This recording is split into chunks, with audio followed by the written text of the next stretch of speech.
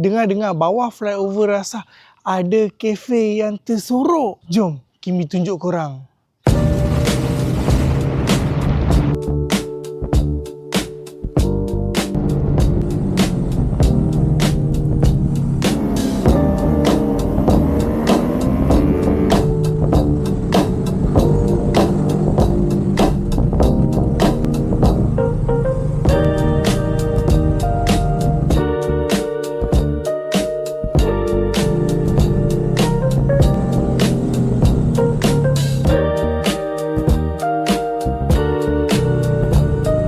Selamat datang ke Yoki Cafe. Anda perlu wave saja Masjid Rasah. Sekiranya masjid tu belah kanan anda perlu jalan straight dan pandang sebelah kiri, anda akan nampaklah kedai Yoki Cafe. Yoki Cafe ni beroperasi pada hari Selasa hinggalah hari Ahad. Waktu operasi dia adalah pada pukul 3 petang hingga pukul 11 malam.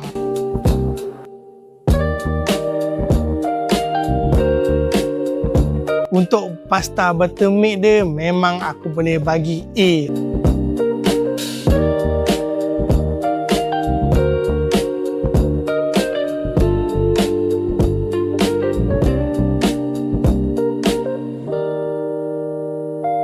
Untuk spicy chicken burger ni, korang tengok betapa besarnya dia punya chicken ni. Sama besar dah dengan muka aku.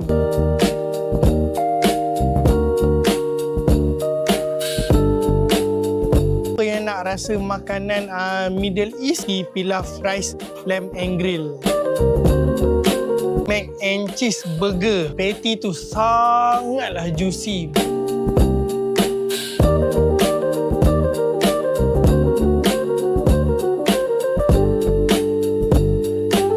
Americano. Siapa yang coffee lover, better datang sini dan cuba sendiri. Sebab apa?